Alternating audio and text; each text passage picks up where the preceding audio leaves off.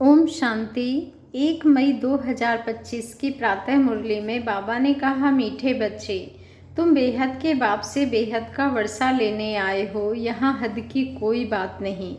तुम बड़े उमंग से बाप को याद करो तो पुरानी दुनिया भूल जाएगी।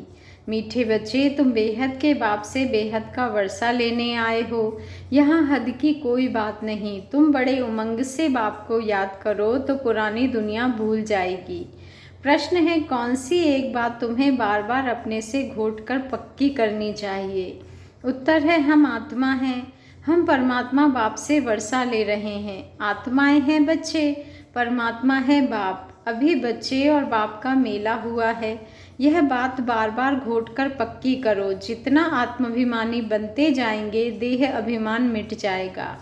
गीत बजा है जो पिया के साथ है। ओम शांति। बच्चे जानते हैं कि हम बाबा के साथ बैठे हुए हैं। यह है बड़े ते बड़ा बाबा, सबका बाबा है। बाबा आया हुआ है। बाप से क्या मिलता है, यह तो सवाल ही नहीं उठता। बाप से मिलता ही है वर्षा।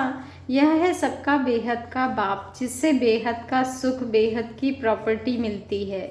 वह है हद की मिल्कियत। कोई के पास 1000, कोई के पास 5000 होगी, कोई के पास 10, 20, 50 करोड़ अरब होंगे। अब वह तो सब है लौकिक बाबाएं और हद के बच्चे। यहाँ तुम बच्चे समझते हो हम बेहद के बाप के पास आए हैं बेहद की प्रॉपर्टी लेने। दिल में आश तो रहती है ना, सिवाय स्कूल के और सत्संग आदि में कोई आश नहीं रहती। कहेंगे शांति मिले, वह तो मिल नहीं सकती। यहाँ तुम बच्चे समझते हो हम आए हैं विश्व नई दुनिया का मालिक बनने। नहीं तो यहाँ क्यों आए? बच्चे जितनी बाबा कहते हैं, बच्चे कितनी वृद्धि को पाते रहते हैं। कहते हैं बाबा हम तो विश्व का मालिक बनने आए हैं। हद की कोई बात ही नहीं। बाबा आपसे हम बेहद स्वर्ग का वर्षा लेने आए हैं। कल्प कल्प हम बाप से वर्षा लेते हैं, फिर माया बिल्ली छीन लेती है। इसलिए इसको हार जीत का खेल कहा जाता है। बाप बैठ बच्चों को समझाते हैं, बच्चे भी नंबरवार समझते हैं। यह कोई साधु संत नहीं है। जैसे तुमको कपड़े पड़े हैं वैसे इनको पड़े हैं। यह तो बाबा है ना। कोई पूछेंगे किसके पास जाते हो, कहेंगे हम बाप दादा के पास जाते हैं। यह तो फैमिली हो गई। क्यों जाते, क्या लेने जाते, यह तो और कोई समझ ना सके, कह ना सके कि हम बाप दादा के पास जाते हैं। वर्षा उनसे मिलता है। दादे की प्रॉपर्टी के सब हकदार हैं। शिव बाबा के अविनाशी बच्चे आत्माएं तो हो ही, फिर प्रजापिता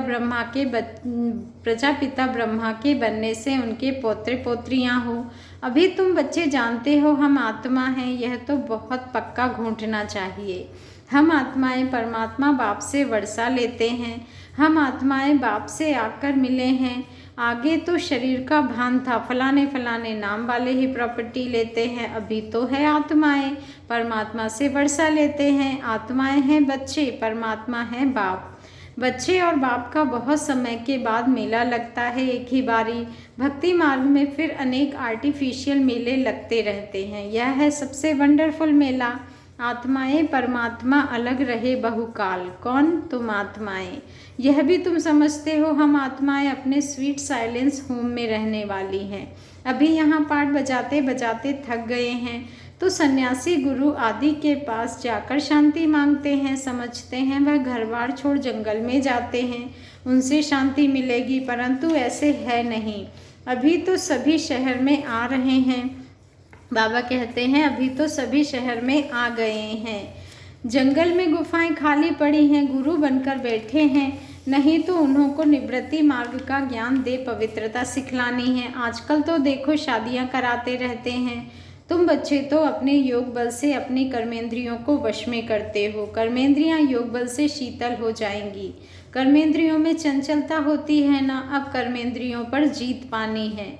जो कोई चंचलता न चले, सिवाय योग बल से कर्मेंद्रियों का वश होना इम्पॉसिबल है। बाप कहते हैं कर्मेंद्रियों की चंचलता योग बल से ही टूटेगी। योग बल की ताकत तो है ना, इसमें बड़ी मेहनत लगती है। आगे चलकर कर्मेंद्रियों की चंचलता नहीं रहेगी। सतयुग में तो कोई गंदी बीमारी नहीं होती। यहाँ तुम कर्मेंद्रियों को वश कर जाते हो तो कोई भी गंदी बात वहाँ होती नहीं। नाम ही है स्वर्ग, उनको भूल जाने के कारण लाखों वर्ष कह देते हैं।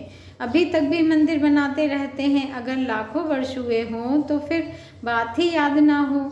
यह मंदिर आदि क्यों बनाते, तो वहाँ कर्मेंद्रियाँ शीतल रहती हैं, कोई चंचलता नहीं रहती।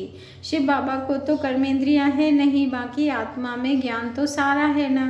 वही शांति का सागर, सुख का सागर है। वो लोग कहते कर्मेंद्रियाँ वश नहीं हो सकती। बाप कहते हैं योग बल से तुम कर्मेंद्रियों को वश करो। बाप की याद में रहो। कोई भी बेकायदे काम कर्मेंद्रियों से नहीं करना है। ऐसे लवली बाप को याद करते करते प्रेम में आंसू आने चाहिए। आत्मा परमात्मा में लीन तो होती नहीं। बाप एक ही बार मिलते हैं जब शरीर का लोन लेते हैं, तो ऐसे बाप के साथ कितना प्यार से चलना चाहिए। बाबा को उछल आई ना, ओहो बाबा विश्व का मालिक बनाते हैं, फिर यह धनमाल क्या करेंगे। छोड़ो सब, जैसे पागल होते हैं ना। सब कहने लगे इनको बैठे बैठे क्या हुआ, धंधा आदि सब छोड़कर आ गए। खुशी का पारा चढ़ गया, साक्षात्कार होने लगे। राजाई मिलनी है, परंतु कैसे मिलेगी, क्या होगा, यह कुछ भी पता नहीं, बस मिलना है। उस खुशी में सब छोड़ दिया। फिर धीरे धीरे नॉलेज मिलती रहती है। तुम बच्चे यहाँ स्कूल में आए हो, एम ऑब्जेक्ट तो है ना, यह है राजयोग। बेहद के बाप से राजाई लेने आए हो। बच्चे जानते हैं हम उनसे पढ़ते हैं जिसको याद करते थे कि बाबा आकर हमारे दुख हरो, सुख दो। बच्चियां कहती हैं हमको श्री कृष्ण जैसा बच्चा मिले। अरे वह तो वैकुंठ में मिलेगा ना, कृष्ण वैकुंठ का है। उनको तुम झुलाते हो तो उन जैसा बच्चा तो वैकुंठ में ही मिलेगा ना। अभी तुम वैकुंठ की बादशाही लेने आए हो, वहाँ जरूर प्रिंस प्रिंसेस ही मिलेंगे। बच्चा पवित्र मिले। बाबा कहते हैं पवित्र बच्चा मिले, यह आश भी पूरी होती है। यूँ तो प्रिंस प्रिंसेस यहाँ भी बहुत है, परंतु नरकवासी हैं। तुम चाहते हो स्वर्गवासी को। पढ़ाई तो बहुत सहज है, बाप कहते हैं तुमने बहुत भक्ति की है, धक्के खाए हैं। तुम कितना खुशी से तीर्थों आदि पर जाते हो, अमरनाथ पर जाते हैं। समझते हैं शंकर ने पार्वती को अमर कथा सुनाई। अमरनाथ की सच्ची कथा तुम अभी सुनते हो, यह तो बाप बैठ तुमको सुनाते हैं। तुम आए हो बाप के पास, जानते हो यह भाग्यशाली रथ है, इसने यह लोन पर लिया है। हम शिव बाबा के पास जाते हैं, उनकी ही श्रीमत पर चलेंगे। कुछ भी पूछना हो तो बाबा से पूछ सकते हो। कहते हैं बाबा हम बोल नहीं सकते, यह तो तुम पुरुषार्थ करो, इसमें बाबा क्या कर सकते हैं। बाप तुम बच्चों को श्रेष्ठ बनने का सहज रास्ता बताते हैं। एक तो कर्मेंद्रियों को वश करो, दूसरा देवी गुण धारण करो।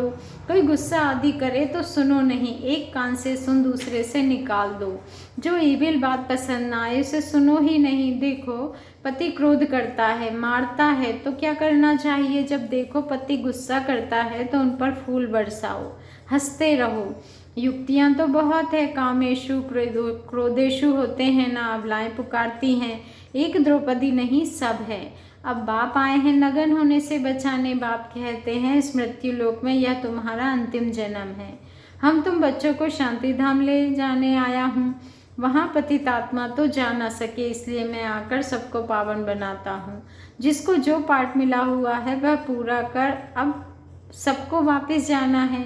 सारे झाड़ का राज बुद्धि में है, बाकी झाड़ के पत्ते थोड़े ही कोई गिनती कर सकते हैं। तो बाप भी मूल बात समझाते हैं, बीज और झाड़, बाकी मनुष्य तो ढेर हैं, एक एक के अंदर को थोड़े ही बैठ जानेंगे। मनुष्य समझते हैं भगवान तो अंतर्यामी है, हर एक के अंदर की बात को जानते हैं। यह सब है अंधश्रद्धा। बाप कहते हैं तुम हमको बुलाते हो कि आकर हमको पतित से पावन बनाओ, राजयोग सिखाओ। अभी तुम राजयोग सीख रहे हो। बाप कहते हैं मुझे याद करो। बाप यह मत देते हैं ना, बाप की श्रीमत और गत सबसे न्यारी है। मत यानी राय जिससे हमारी सद्गति होती है, वही एक बाप हमारी सद्गति करने वाला है, दूसरा ना कोई। इस समय ही बुलाते हैं, सतयुग में तो बुलाते नहीं। अभी ही कहते हैं सर्व का सद्गति दाता एक राम। जब माला फेरते हैं तो फेरते फेरते जब फूल आता है तो उसको राम कहकर आंखों पर लगाते हैं। जपना है एक फूल को, बाकी है उनकी पवित्र रचना। माला को तुम अच्छी रीति जान गए हो, जो बाप के साथ सर्विस करते हैं उनकी यह माला है। शिव बाबा को रचता नहीं कहेंगे, रचता कहेंगे तो प्रश्न उठेगा कि कब रचना की। प्रजापिता ब्रह्मा अभी संगम पर ही ब्राह्मणों को रचते हैं ना। शिव बाबा की रचना तो अनादि है ही, सिर्फ पतित से पावन बनाने के लिए बाप आते हैं। अभी तो है पुरानी सृष्टि, नई में रहते हैं देवताएं। अब शूद्रों को देवता कौन बनाए? अभी तुम फिर से देवता बनते हो, अभी तुम फिर से बनते हो। जानते हो बाबा हमको शूद्र से ब्राह्मण, ब्राह्मण से देवता बनाते हैं। अभी तुम ब्राह्मण बने हो देवता बनने के लिए। मनुष्य सृष्टि रचने वाला हो गया ब्रह्मा, जो मनुष्य सृष्टि का हेड है। बाकी आत्माओं का अविनाशी बाप शिव तो है ही। यह सब नई बातें तुम सुनते हो जो बुद्धिमान है। बाबा ने कहा जो बुद्धिमान है वह अच्छी रीति धारण करते हैं। आहिस्ते आहिस्ते तुम्हारी भी वृद्धि होती जाएगी। अभी तुम बच्चों को स्मृति आई है हम असल देवता थे, फिर 84 जन्म कैसे लेते हैं, यह सब राज तुम जानते हो। जास्ती बातों में जाने की दरकार ही नहीं है। बाप से पूरा वर्षा लेने के लिए मुख्य बात बाप को कहते हैं। बाप से पूरा वर्षा लेने के लिए मुख्य बात बाप कहते हैं, एक तो मुझे याद करो, दूसरा पवित्र बनो, स्वदर्शन चक्रधारी बनो और आप समान बनाओ। कितना सहज है, सिर्फ याद ठहरती नहीं है, नॉलेज तो बड़ी सहज है। बाबा कहते हैं अभी पुरानी दुनिया खत्म होनी है, फिर सतयुग में नई दुनिया में देवी देवताएं राज्य करेंगे। इस पुरानी दुनिया में बाबा कहते हैं कि इस दुनिया में पुराने यह देवताओं के चित्र हैं, वह इन्हों के महल आदि हैं। तुम कहेंगे पुराने हम विश्व के महाराजा महारानी थे। शरीर तो खत्म हो जाते हैं, बाकी चित्र बनाते रहते हैं। अभी यह थोड़े ही किसको पता है, यह लक्ष्मी नारायण जो राज्य करते थे वह कहाँ गए, राजाई कैसे ली। बिरला इतने मंदिर बनाते हैं परंतु जानते नहीं, पैसे मिलते जाते हैं और बनाते रहते हैं, समझते हैं यह देवताओं की कृपा है। एक शिव की पूजा है, अव्यभिचारी भक्ति।